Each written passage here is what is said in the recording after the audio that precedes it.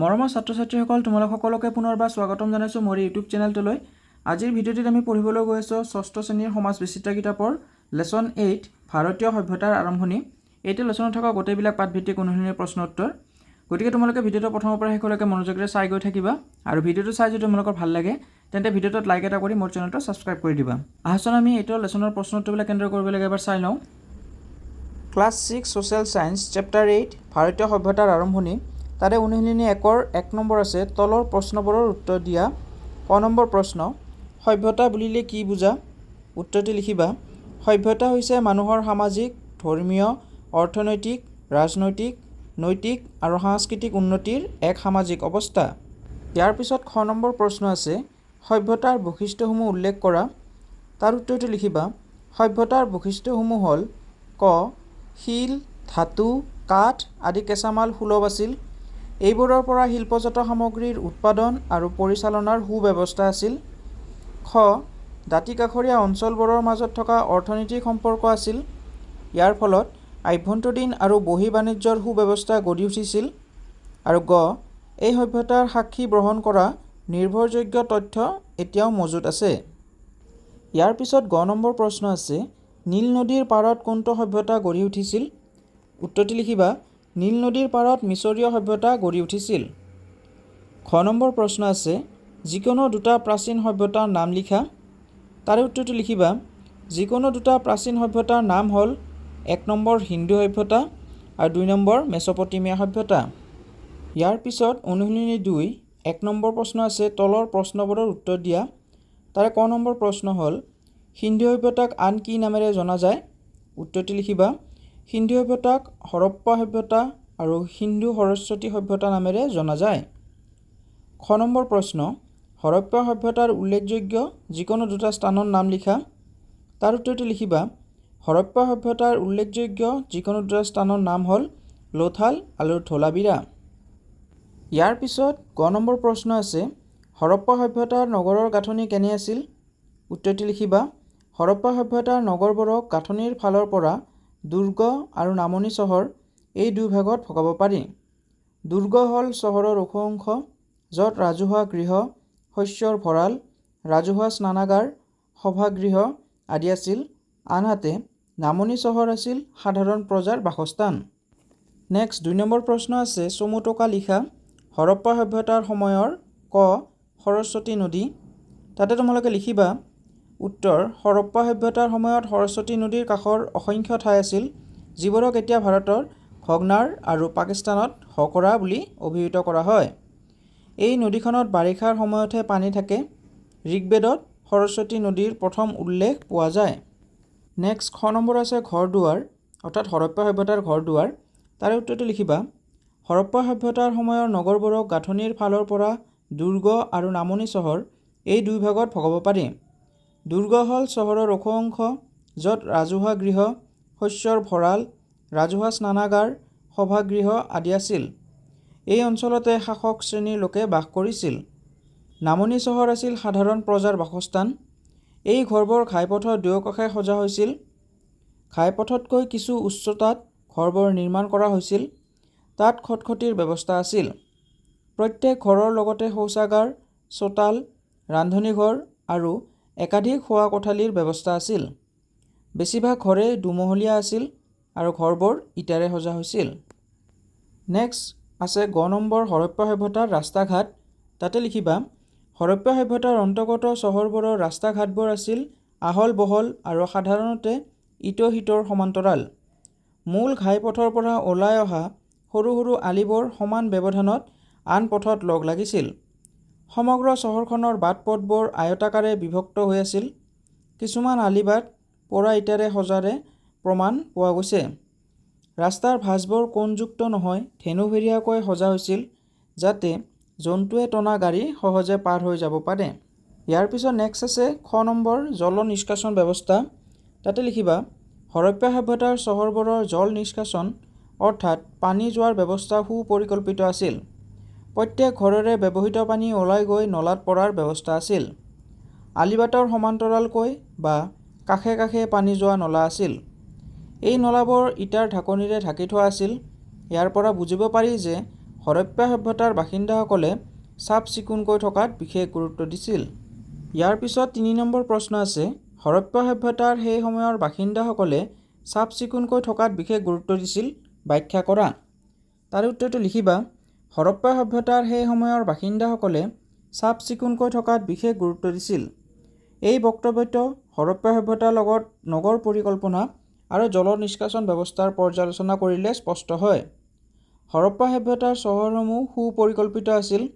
প্ৰত্যেক ঘৰত ব্যৱহৃত পানী ওলাই যাবলৈ বিশেষ ব্যৱস্থা আছিল। প্ৰত্যেক ঘৰৰে ব্যৱহৃত পানী ওলাই গৈ নলাত পৰাৰ ব্যৱস্থা আছিল। আলিবাটৰ সমান্তৰালকৈ বা কাষে কাষে পানী যোৱা নলা আছিল। এই নলাবোৰ ইটাৰ ঢাকনিৰে ঢাকি থোৱা আছিল। ইয়াৰে পৰা বুজিব পাৰি যে হৰপ্পা সভ্যতাৰ বাসিন্দাসকলে চাফ চিকুণকৈ থকাত বিশেষ গুৰুত্ব দিছিল।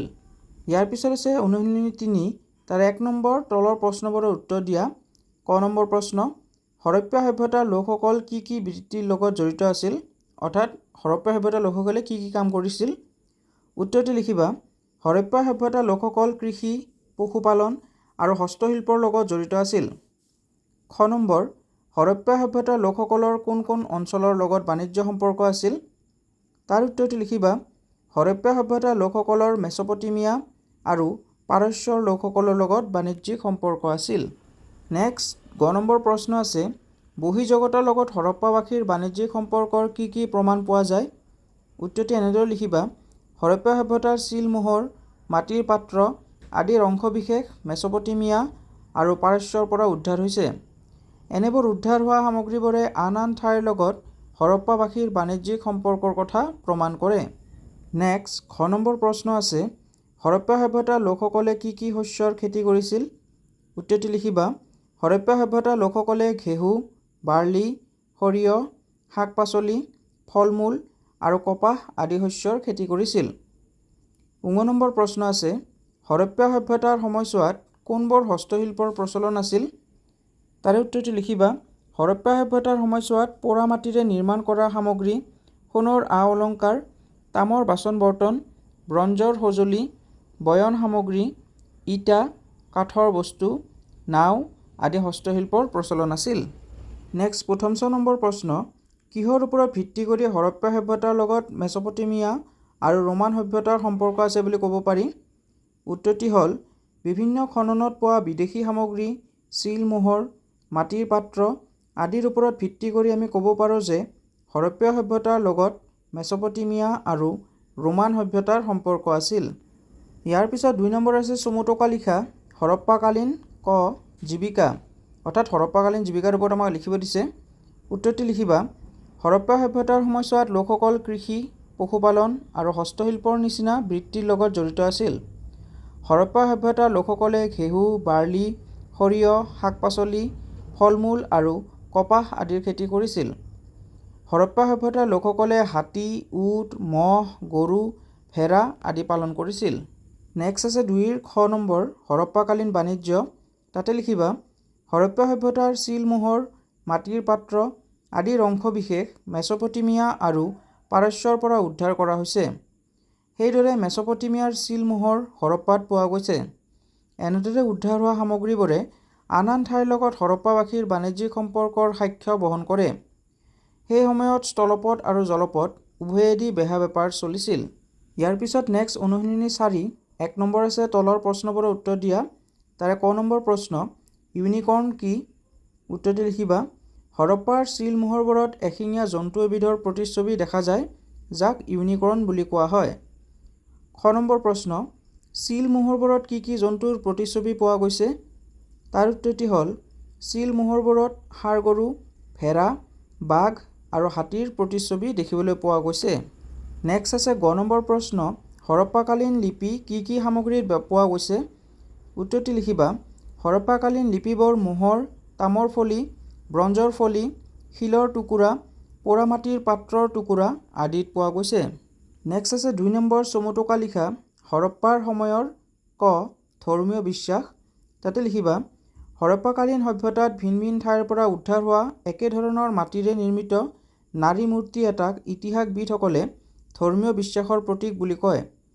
তদুপৰি চিল-মোহৰবোৰত খোদিত বহি থকা অৱস্থাত পশুৰে বেষ্টিত পুৰুষৰ প্ৰতিচ্ছবিক পশুপতি শিৱ বুলি অভিহিত কৰা দেখা যায়। ইয়াৰ পিছত নেক্সট আছে খ নম্বৰ ভাষা আৰু লিপি। তাৰে উত্তৰটি লিখিবা। হৰপ্পাবাসীয়ে কি ভাষা ব্যৱহাৰ কৰিছিল সেয়া জনা নাযায়, সেয়েহে বিভিন্ন উৎসৰ পৰা উদ্ধাৰ হোৱা লিপিসমূহৰ পাঠোদ্ধাৰ এতিয়াও সম্ভৱ হৈ উঠা নাই। কিন্তু ভাষাবিদসকল নিশ্চিত হৈছে যে এওঁলোকৰ লিপিৰ আখৰবোৰ চিত্ৰলিপি আছিল, অৰ্থাৎ ছবিক আখৰ হিচাপে ব্যৱহাৰ কৰা হৈছিল। এতিয়ালৈ প্ৰায় 500 চিত্ৰলিপি উদ্ধাৰ হৈছে। বাক্যবোৰ সোঁফালৰ পৰা বাওঁফাললৈ লিখা হৈছিল। এই লিপিবোৰ মোহৰ, তামৰ ফলি, ব্ৰঞ্জৰ ফলি, শিলৰ টুকুৰা, পোৰামাটিৰ পাত্ৰৰ টুকুৰা আদিত পোৱা গৈছে। ইয়াৰ পিছত অনুশীলনী 5 তাৰ 1 নম্বৰ তলৰ প্ৰশ্নবোৰৰ উত্তৰ দিয়া। ক নম্বৰ প্ৰশ্ন, হৰপ্পা সভ্যতাৰ বেছিভাগ ঘৰ কেনেকুৱা আছিল? উত্তৰটি লিখিবা। হৰপ্পা সভ্যতাৰ বেছিভাগ ঘৰ দুমহলীয়া আছিল। খ, হৰপ্পা সভ্যতাৰ লিপিৰ আখৰবোৰ কেনেকুৱা আছিল? তাৰ উত্তৰটি হ'ল হৰপ্পা সভ্যতাৰ লিপিৰ আখৰবোৰ সোঁফালৰ পৰা বাওঁফাললৈ লিখা হৈছিল। নেক্সট আছে গ নম্বৰ প্ৰশ্ন, হৰপ্পা সভ্যতাৰ মোহৰবোৰত কিহৰ চিত্ৰ খোদিত আছিল? উত্তৰটি হ'ল হৰপ্পা সভ্যতাৰ মোহৰবোৰত বিভিন্ন জন্তু যেনে ষাঁড় গৰু, ভেড়া, বাঘ আৰু হাতীৰ চিত্ৰ খোদিত আছিল। আৰু ঘ নম্বৰ, 1921 চনত কাৰ নেতৃত্বত মহেঞ্জোদাৰোত খনন কাৰ্য চলিছিল? তাৰ উত্তৰটি লিখিবা। 1921 চনত ৰাখাল দাস বেনাৰ্জীৰ নেতৃত্বত মহেঞ্জোদাৰোত খনন কাৰ্য চলিছিল। ছাত্ৰ-ছাত্ৰীসকল, এইখিনি আছিল তোমালোকৰ 6ষ্ঠ শ্ৰেণীৰ সমাজ বিচিত্ৰ কিতাপৰ পাঠ 8 ভাৰতীয় সভ্যতাৰ আৰম্ভণি। এইটো পাঠৰ গোটেইবিলাক প্ৰশ্ন উত্তৰ। আশা কৰিছোঁ তোমালোকৰ ভিডিঅ'টো চাই ভাল লাগিছে আৰু ভিডিঅ'ৰ প্ৰশ্ন উত্তৰবিলাক তোমালোকে বুজিব আকৌ সৰু সৰু হৈ আছে। যদি ভিডিঅ'টো চাই তোমালোকৰ ভাল লাগে তেন্তে ভিডিঅ'টো লাইক এটা কৰিবা, তোমালোকৰ বন্ধু বান্ধৱীলৈ ভিডিঅ'টো শ্বেয়াৰ কৰিবা আৰু ভিডিঅ'টোত যদি তোমালোকৰ কিবা সুধিবলগীয়া থাকে তেন্তে মোক কমেণ্ট ছেকশ্যনত জনাই দিবা। সোনকালে লগ পাম তোমালোকক এইটো চেনেলৰ অন এটি ভিডিঅ' লৈ। তেতিয়ালৈ ধন্যবাদ।